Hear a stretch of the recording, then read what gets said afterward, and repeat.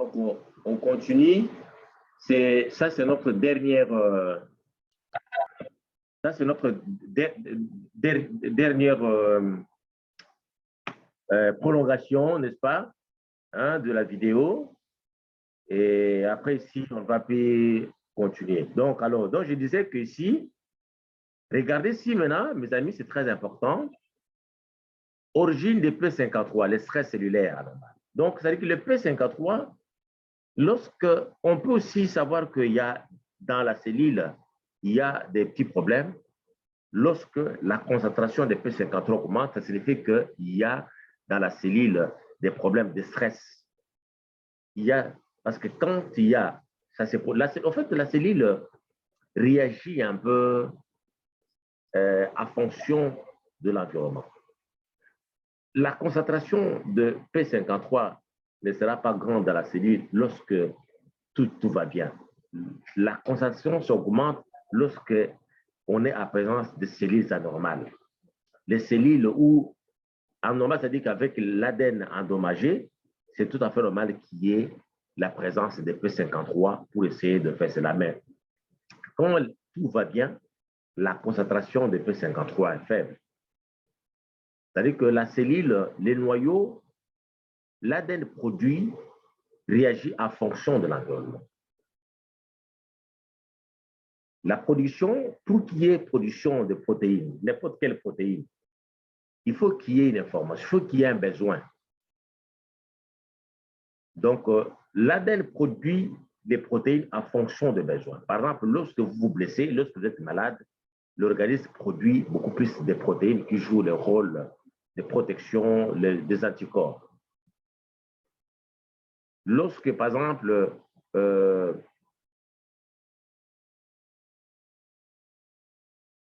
l'organisme, c'est-à-dire que produit, réagit en fonction des stimuli externes, de l'extérieur, en fonction du besoin de la cellule.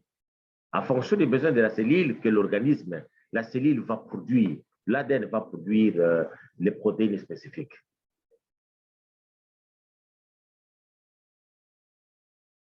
Alors, comme exemple de stress, nous avons la lésion de l'ADN, les défauts de division ou de métabolisme cellulaire. Lésion de l'ADN, comme je disais, qu'est-ce qui peut créer la lésion de l'ADN? Qu'est-ce qui peut créer la lésion de l'ADN? Ce qui peut créer la lésion de l'ADN, ce sont des laboratoires. Quand vous êtes exposé, par exemple, au rayon X, quand vous êtes exposé, vous travaillez dans un laboratoire pharmaceutique, un laboratoire de chimie, où vous utilisez des produits toxiques, les produits chimiques que vous inhalez, ça peut entrer dans le sang et créer des lésions de l'ADN. Et à ce moment-là, vous pouvez avoir les problèmes de cancer. Si, par exemple, les P53 n'arrivent pas à réparer ces lésions, si, par exemple, les P53, avec d'autres protéines qu'on vient de voir, là, si ces protéines n'arrivent pas à réparer ou à détruire des cellules avec ADN endommagé, à ce moment-là, vous avez la prolifération des cellules anormales. Et cette prolifération de cellules anormales avec de mauvais ADN, c'est ce qu'on appelle les cancers, ça crée des cancers. Donc, des cellules stressées, le stress, c'est par exemple lésion de l'ADN. Lésion de l'ADN, on a vu l'épigénétique, les facteurs épigénétiques.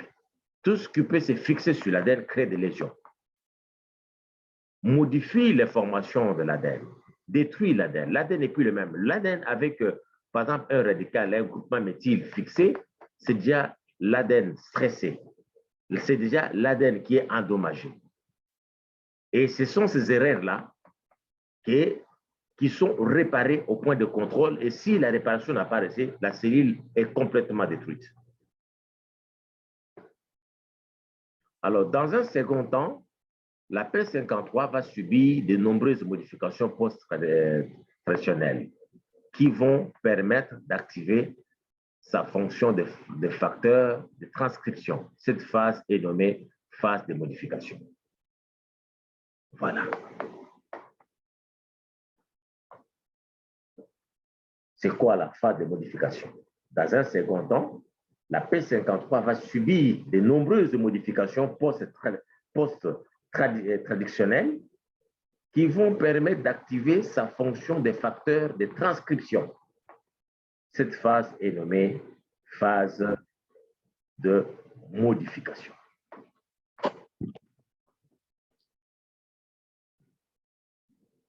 Voilà en résumé comment fonctionne P53. Les contrôleurs, notre contrôleur lorsqu'il se passe des mitoses, les contrôleurs qui fait qu'il n'y ait pas de l'ADN endommagé, qui empêche la prolifération des ADN endommagés, l'ADN qui contient de maladies. Voilà comment ça se passe. Nous avons les P53, deux possibilités. En résumé, soit face à une cellule stressée, soit face à un ADN endommagé. Première possibilité, il y a arrêt du cycle cellulaire.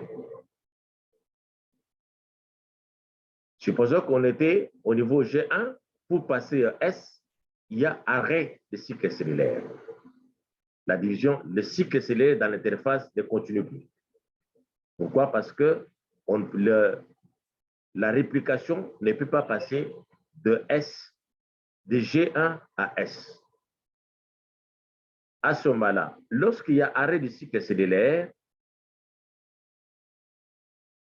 il y a stimulation de mécanismes de réparation. Il y a stimulation des mécanismes de réparation. Et par conséquent, le taux de P53 retourne à la normale et le cycle cellulaire reprend. Donc, le cycle continue. Deuxième possibilité, il n'y a pas arrêt de cycle, il y a carrément destruction de cette cellule qui contient l'ADN endommagé. Et cette destruction-là s'appelle apoptose. Comment ça se fait cette destruction? Comment P53 détruit la cellule? Les explications sont là. Un des rôles de P53 est d'activer, entre autres, l'expression du gène de Bax. Bax, à se démérisant, va perforer la membrane mitochondriale et permettre au cytochrome C de sortir. Donc, ici, P53, son rôle, c'est d'activer, entre autres, l'expression du gène. C'est un gène qui sera activé et grâce à la dimérisation de ce gène, il aura perforation de la membrane mitochondriale et sortie du cytochrome C de la chaîne respiratoire. Parce que le cytochrome C doit rester dans la chaîne respiratoire. Rappelez-vous de la structure de la mitochondrie. La mitochondrie, réparez-vous. Rappelez-vous, vous avez membrane interne externe, vous avez matrice mitochondriale, vous avez la chaîne respiratoire. Le cytochrome doit rester dans la chaîne respiratoire. Dès que le cytochrome sort de la chaîne respiratoire, à ce moment-là, ça crée l'asphyxie, la destruction de la cellule. La cellule ne peut plus continuer, la phosphorylisation ne peut plus se faire. Lorsqu'il n'y a pas de phosphorylisation oxydative, parce qu'il n'y a plus de cytochrome dans la chaîne respiratoire, à ce moment-là, la cellule est asphyxiée. Il n'y a pas d'énergie pour les activités métaboliques et la cellule est détruite. La cellule ne peut plus faire des activités métaboliques parce qu'il n'y a plus de phosphorylation oxydative, il n'y a plus de phosphorylation oxydative, il n'y a plus d'énergie. L'hydrogène ne peut pas aller jusqu'à l'accepteur final qui est l'oxygène. Parce que c'est au cours du passage de l'hydrogène dans la chaîne respiratoire qu'il y a production des ATP, de l'énergie. L'énergie sous forme des ATP. Mais lorsqu'il n'y a pas de cytochrome, ça signifie que la phosphorylation oxydative est perturbée, il n'y a pas d'énergie et par conséquent, c'est la mort de la cellule. C'est ça le mécanisme.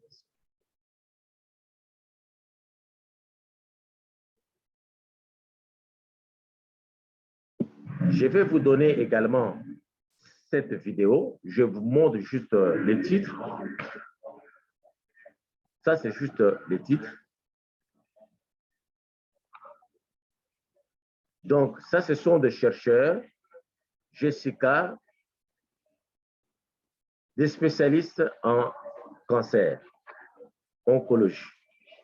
Je vais vous envoyer ces vidéos pour essayer d'enrichir encore cette information que je vais vous donner. Vous allez suivre cette information à la maison et comme ça vous permettra de bien comprendre le sujet.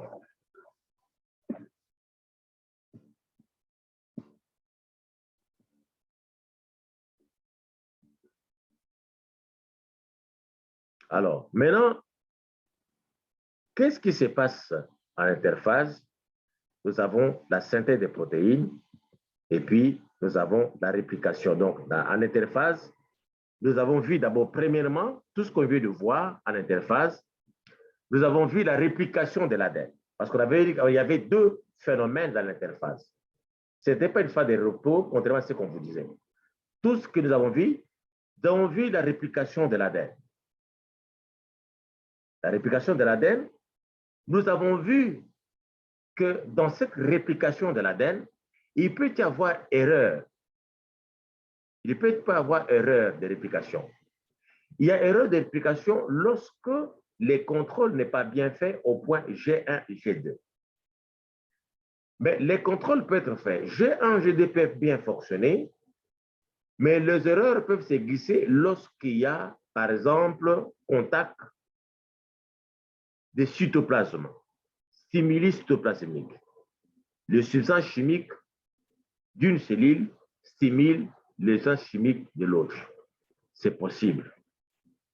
Ça, c'était donc la réplication. On a vu des protéines qui agissent pour réparer ces erreurs de réplication. Et nous avons dit que ces erreurs de réplication sont très, très, très dangereuses parce qu'elles sont souvent responsables de la plupart des maladies. Et ce sont des maladies qu'on appelle souvent maladies épigénétiques. Et ces maladies proviennent d'où? Proviennent de l'environnement, proviennent de l'ancêtre, de nos assiettes, de la nourriture que nous mangeons. Et il suffit seulement qu'un radical libre ou les radicaux libres se fixent sur le patrimoine héréditaire, l'ADN comme l'ARN, si ça se fixe, et ces groupements méthyl-là peuvent être responsables de plusieurs maladies, surtout généralement des maladies cancéreuses. Et la réparation consiste à enlever cela et qui répare, ce sont des protéines qu'on trouve au point P1, au point G1 et G2. Après réparation, avec le P53, il y a deux possibilités. Soit il y a réparation, soit il y a destruction de la cellule. À part ça, il y a aussi la synthèse des protéines. Alors, la synthèse des protéines, voilà, la synthèse des protéines ici, vous avez déjà eu ça. La synthèse des protéines commence dans les noyaux. Vous avez ici, première étape de la synthèse des protéines, c'est la transcription de l'un des brins de l'ADN. Il y a la transcription. La transcription de l'un des brins de l'ADN, la transcription donne l'ARN messager. L'ARN messager, c'est les transcrits, n'est-ce pas, de l'ADN. Lorsqu'on obtient l'ARN messager, acide ribonucléique messager, dans l'ADN, nous avons la thymine et la transcription. Dans la transcription, on obtient, qu'est-ce qui est remplacé dans la transcription? La thymine est remplacée par l'uracile, comme nous avons dit. Uracile. Donc, dans la transcription, la thymine est remplacée par l'uracile. Ça, c'est la transcription pour obtenir l'ARN messager. Après cela, donc vous avez l'ADN dans la transcription, nous avons l'ARN. De l'ADN à l'ARN, c'est la thymine qui est remplacée par l'uracile. Et le remplacement de la thymine par l'uracile, c'est ça qu'on appelle la transcription. C'est la transcription. De l'ARN aux protéines, il y a 3 étapes.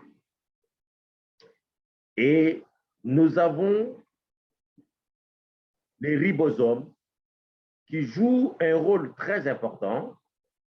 Les rôles, d'abord, les ribosomes qui va se fixer sur l'ARN messager va initier la synthèse des protéines. Et généralement, la synthèse des protéines commence par les nucléotides qui codent pour la méthionine. La méthionine, c'est une base azotée. Base azotée, n'est-ce pas? Ça commence par la méthionine, généralement, ça commence par la méthionine. Et nous avons le ribosome qui va se fixer sur l'ARN messager. Voilà, le ribosome est là. Donc, le ribosome est là, qui se fixe sur l'ARN messager. L'ARN messager est là. Et le ribosome se fixe pour initier, pour traduire et pour trouver dans les cytoplasmes les acides aminés correspondants. Donc, qu'est-ce que fait le ribosome? Les ribosomes se fixent. Donc, d'abord, ici, de là jusqu'à l'ARN messager, il y a la transcription. La thymine est remplacée par l'uracile. Il se forme un ARN messager. Le ribosome qui est dans le cytoplasme va se fixer sur l'ARN messager, premièrement pour initier la synthèse des protéines, ou initier l'assemblage des nucléotides ou des acides aminés, en commençant par la méthionine. Mais bien avant cela, les ribosomes doivent traduire l'ARN messager. C'est la traduction. Donc, la traduction. Donc, initiation, il y a d'abord la traduction. Il faut traduire les codes génétiques.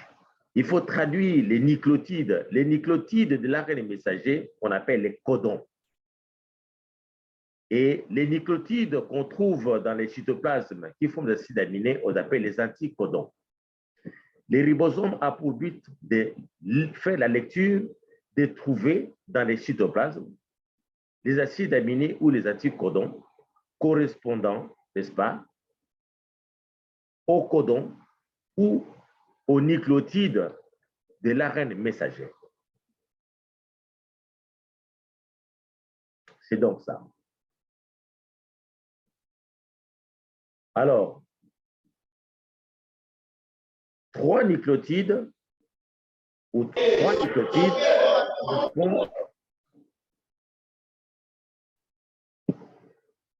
Donc, c'est ça. Alors, dès que les ribosomes trouvent les anticodons correspondants, ils se forment des liaisons polypeptidiques. L'assemblage, n'est-ce pas, des acides aminés s'est fait. Et cette étape-là, on appelle ça élongation. Initiation, il y a la traduction. Initiation, il y a d'abord la traduction, initiation, assemblage et puis élongation. Assemblage ou élongation des acides aminés qui va se faire ici pour former un polypeptide. Et chaque polypeptidique, en fonction de sa nature, en fonction de sa taille, correspond à une protéine spécifique. Donc voilà, ça se passe quand? Ça se passe après la réplication de l'ADN. C'est cet ADN-là répliqué, l'ADN répliqué, n'est-ce pas, qui va produire les acides, les ARN messagers qui sont liés pour produire des protéines.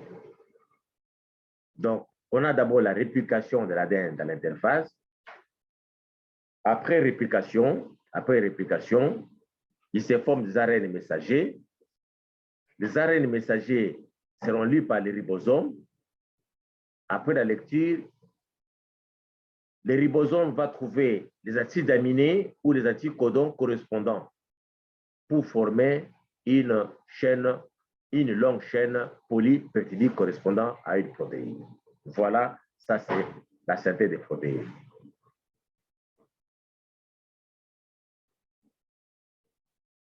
Alors, nous allons continuer ici avec cette question qu'on se va prochainement, avant de commencer, parce que prochainement, nous allons parler de la génétique mendélienne. Mais avant qu'on parle de la génétique mendélienne avec l'exercice, c'est probablement, on pourra faire beaucoup d'exercices la semaine prochaine, la partie génétique mendélienne. C'est ça qu'on va faire la semaine prochaine. On aura beaucoup d'exercices à faire.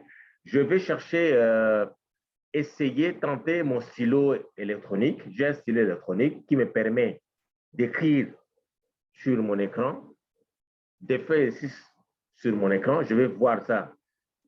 J'en ai. Et si ça marche, je ne l'ai pas encore essayé, mais j'avais essayé l'année passée, j'ai utilisé le stylo électronique. Si ça marche comme ça, on va faire en tout cas pas moins de 20 exercices. On va faire beaucoup d'exercices. On aura une partie d'exercices que je vais résoudre pour vous. Et puis, je vais vous donner aussi d'autres exercices que vous allez résoudre, que vous allez m'envoyer à partir de votre groupe WhatsApp ou vous allez donner à l'assistant Ngandou, Michel. J'aimerais pas que vous puissiez envoyer disperser parce que je risque de me retrouver avec beaucoup, je vais me retrouver. Il faut que ça soit ensemble. Donc, c'est ce qu'on va faire. Donc, nous allons reprendre cette partie la semaine prochaine. S'il n'y a pas de questions, on peut s'arrêter là pour aujourd'hui. S'il n'y a pas de questions. Oui. Alex. Oui, Alex. Alex, je t'écoute. Il faut activer ton micro.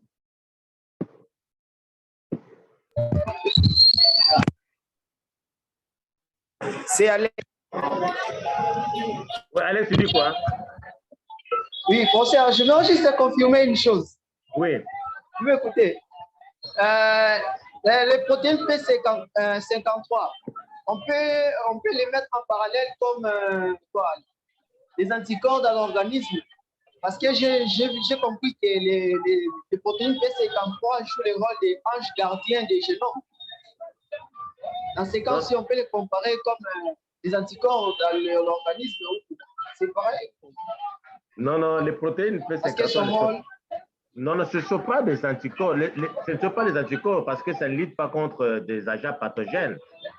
Les anticorps, c'est pour lutter contre les agents pathogènes. Mais là, c'est vraiment au niveau, c'est dans les noyaux. C'est au niveau des noyaux où les protéines P53 agissent pour... vraiment, ça c'est... Les anticorps, d'abord, les anticorps sont des protéines. Ça va? Ce sont des protéines qui sont produits que lorsqu'il y a à présence d'un agent pathogène. Ça va? Lorsqu'il y a un agent pathogène, il y a les anticorps qui sont produits dans l'organisme pour lutter contre une maladie avec l'action un peu localisée. Mais les P53, ce ne sont pas des anticorps, mais ce sont des contrôleurs. Ce sont des contrôleurs qui sont permanents dans l'organisme. Sont permanents pour vérifier la réplication. Chaque fois qu'il y a des mitoses, dans l'organisme, chaque fois qu'il y a des réplications de l'ADN, c'est pour qu'il n'y ait pas des erreurs de réplication. Mais les anticorps, c'est pour lutter contre des maladies, ça va? Mais par contre, pour le cas de P53, c'est pour éviter les erreurs de réplication, les erreurs qui peuvent se glisser. Bon, c'est la deuxième question. Oui.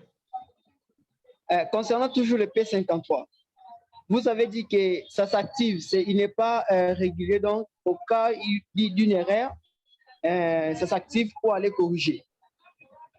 Et alors, lorsque ça arrive que l'organisme n'arrive pas à l'activer, au cas des rayons X dans le corps, dans une partie du corps, ça peut l'inactivation des cellules, des protéines P53. Ça arrive aussi que l'organisme n'arrive pas à l'activer. Non, non, en fait, l'organisme ne l'active pas. Mais la cellule réagit au milieu. La cellule plutôt, ouais. La cellule réagit en fonction du milieu. C'est-à-dire, les informations, pour qu'il y ait production de protéines, pour que la cellule produise des protéines spécifiques pour un besoin, il faut qu'il y ait un besoin. Alors, les rayons X, par exemple, oui, ça ne peut pas désactiver Mais par contre, le rayon X peut être considéré comme un facteur épigénétique. Les rayons X, les produits chimiques, l'exposition aux produits chimiques, tout ce qui peut endommager l'ADN, le matériel génétique, tout ce qui peut endommager le matériel génétique, c'est ça qui crée des stress cellulaires, ce qui rend qui détruisent l'information génétique. Alors, l'activation à ce moment-là, lorsqu'il y a des stress cellulaires, lorsque l'ADN est endommagé, c'est à ce moment-là qu'il y a maintenant production, l'organisme, la cellule commence à produire beaucoup plus de P53 pour corriger cette erreur-là, pour soit détruire la cellule, soit pour réparer cette erreur. Le P53 sont vraiment beaucoup plus liés à l'ADN. C'est beaucoup plus pour contrôler l'ADN. D'accord, merci beaucoup, professeur. Merci. Autre question? Non, ça va. Merci. Non, je demande aux autres.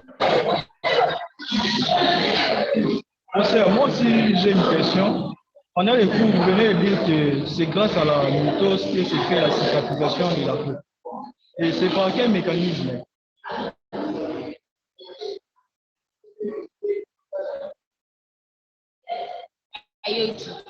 Une très bonne question, madame. Je suis en train de chercher à faire. Oui, effectivement, par quel mécanisme les mitoses contribuent à la cicatrisation de la plaie?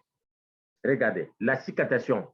Quand vous vous blessez, il y a un vide, il y a un trou, la plaie, la chair, la peau s'ouvre. Quand la peau s'ouvre, ça veut dire qu'il y a un vide. Parce que lorsque vous perdez du sang, lorsque vous blessez, vous perdez quoi? Un morceau de chair, non? Vous perdez un morceau de chair, s'il reste un trou, un vide. Mais ce trou-là doit se fermer. Quand vous prenez votre cellule, votre peau est constituée de cellules. Vous avez les tissus. Ce qu'on voit, c'est les tissus qui est formé de cellules. Quand vous vous blessez, ce sont des cellules. On détruit des cellules, on détruit les tissus.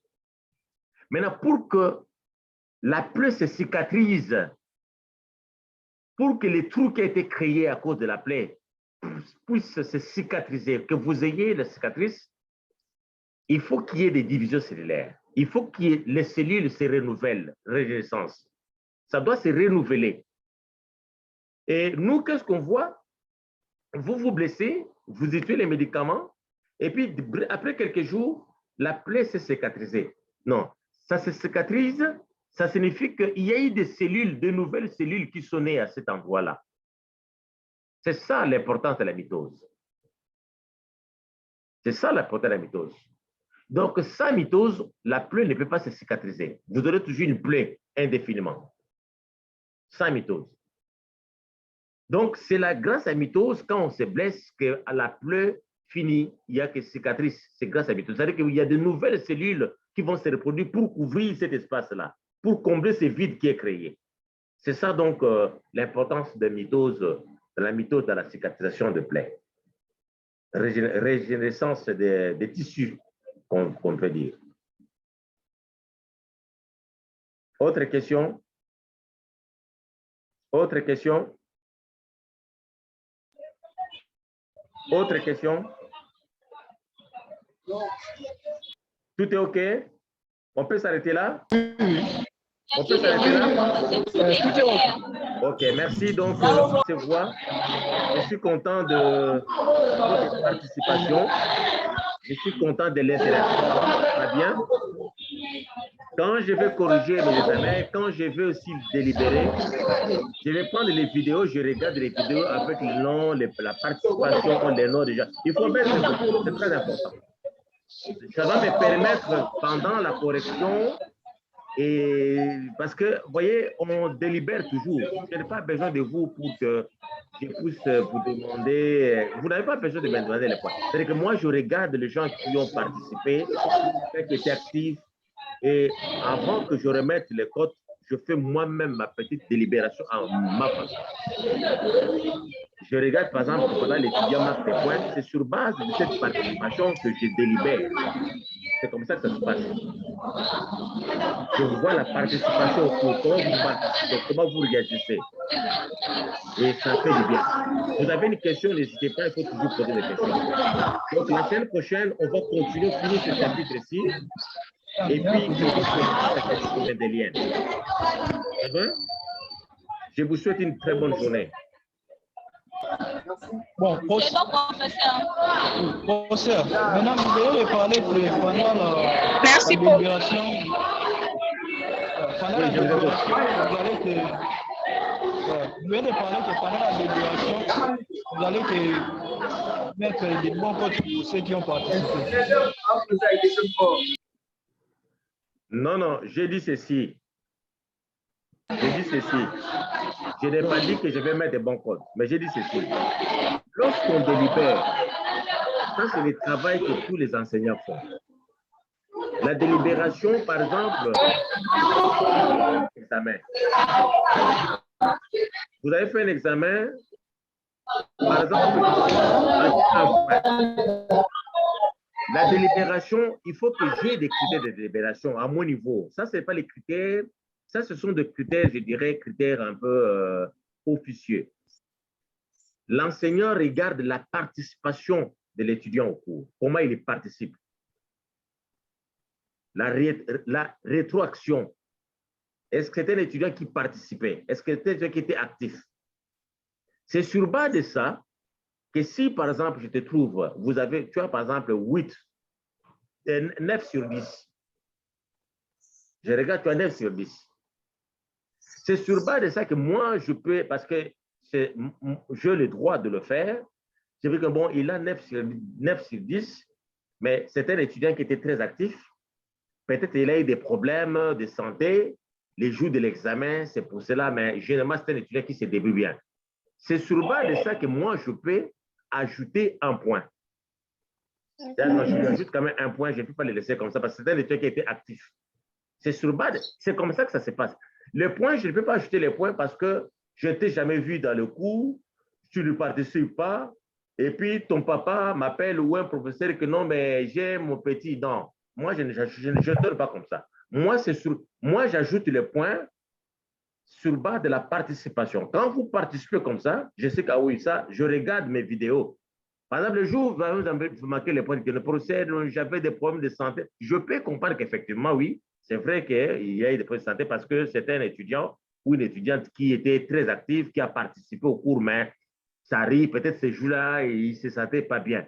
Je peux trouver, c'est comme ça que je peux justifier si, par exemple, les choses ne marchent pas. Mais si vous ne participez pas, je ne peux pas. Ça ne sait pas. Je regarde dans la liste, parce que, vous voyez, quand je vous vois comme ça, déjà, c'est la liste des présences. Quand je vous vois déjà, je vous vois déjà. C'est clair? Alors, c'est pour dire que la semaine prochaine, n'oubliez pas, soyez actifs. On va faire l'exercice, participez aux exercices. Je vais vous envoyer les 6. Je vais vous envoyer les 6. Donc, on va faire beaucoup d'exercices. Moi, je vais faire les démonstrations. Et la semaine prochaine, il faut que je fasse même 20 exercices ou 10 exercices qu'on va faire là. Moi, je vais faire. Et puis, le reste, je vais vous donner. Vous allez le préparer. Et puis, on va continuer. Ça va? Faites votre groupe WhatsApp. C'est là où ça sera encore plus intéressant. Vous pouvez faire l'exercice et vous m'envoyez. Vous pouvez m'écrire facilement avec le groupe WhatsApp. Faites ça. Je vous encourage à faire ça. Allez, merci. Bonne journée. D'accord, professeur. Merci beaucoup, pareillement.